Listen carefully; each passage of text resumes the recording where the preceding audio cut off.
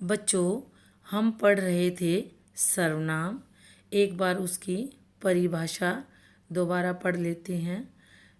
सर्वनाम संज्ञा के स्थान पर प्रयोग किए जाने वाले शब्दों को सर्वनाम कहा जाता है। जैसे मैं, हम, तू, तुम, वह, वे, मेरा, अपना, स्वयं आदि।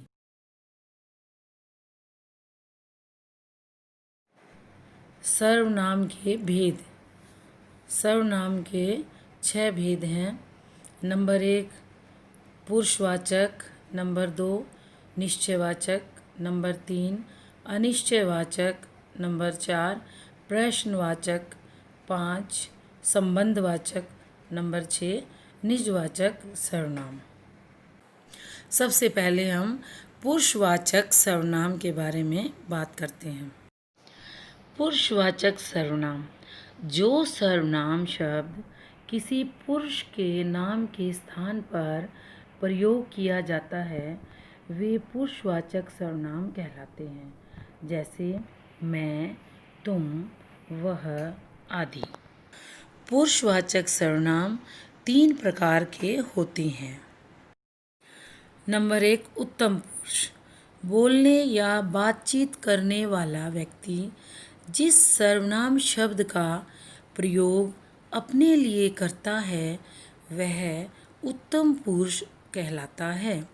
जैसे मैं, मेरा, मुझे, हम, हमें, हमारा आदि। नंबर 2 मध्यम पुरुष।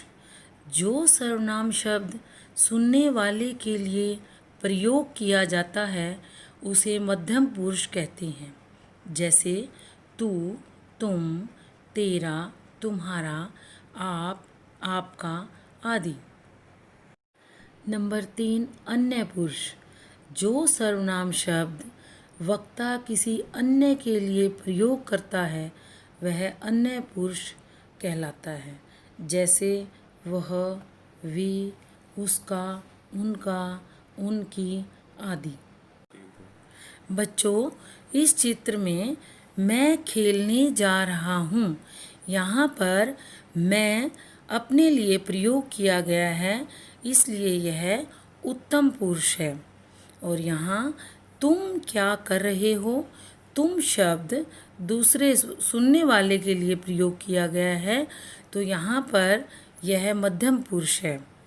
और इस चित्र में वह पढ़ रहा है जो वह शब्द है वह किसी अन्य के लिए प्रयोग किया गया है तो यह है अन्य पुरुष सर्वनाम।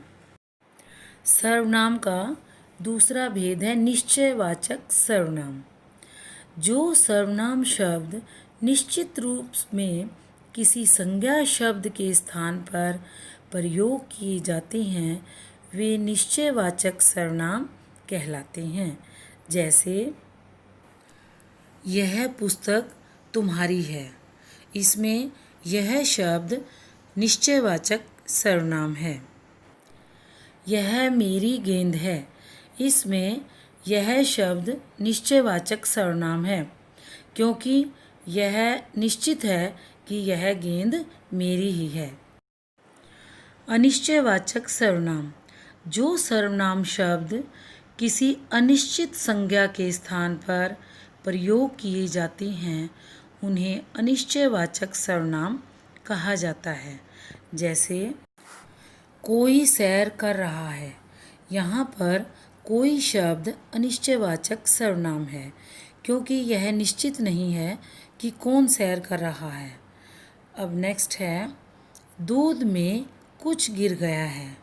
अब दूध में क्या गिर गया, कुछ मतलब निश्चित नहीं है कि मक्खी गिर गई है या पत्थर गिर गया, क्या गिर गया, तो यहाँ पर कुछ शब्द अनिश्चयवाचक सर्वनाम है। संबंधवाचक सर्वनाम जिन सर्वनाम शब्दों का प्रयोग वाक्य में प्रयुक्त संज्ञा या सर्वनाम से संबंध बताने के लिए किया जाए उन्हें संबंधवाचक सर्वनाम कहते हैं। जैसे जिसने बोया उसने काटा। यहाँ पर जिसने और उसने शब्द संबंधवाचक सर्वनाम है क्योंकि यह वाक्यों को जोड़ रहे हैं। नेक्स्ट है जितना पचा सको उतना खाओ। यहाँ पर संबंधवाचक सर्वनाम जितना और उतना है। प्रश्नवाचक सर्वनाम, जो सर्वनाम शब्द प्रश्न रूप में किसी संज्ञा शब्द के स्थान पर प्रयोग होते हैं वे प्रश्नवाचक सर्वनाम कहलाते हैं। जैसे तुम कौन हो। यहाँ पर कौन शब्द प्रश्नवाचक सर्वनाम है। किससे गिलास टूटा। यहाँ पर भी प्रश्न पूछा जा रहा है किससे, तो यह भी प्रश्नवाचक सर्वनाम है।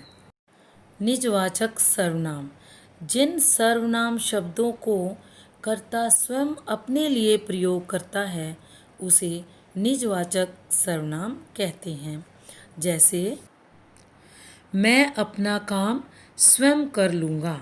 यहाँ स्वयं का मतलब अपने आप, तो अपने लिए प्रयोग किया गया है इसलिए यह निजवाचक सर्वनाम है। इसी प्रकार आप अपने आप बुला लाइए। अपने आप शब्द जो है वह निजवाचक सर्वनाम है।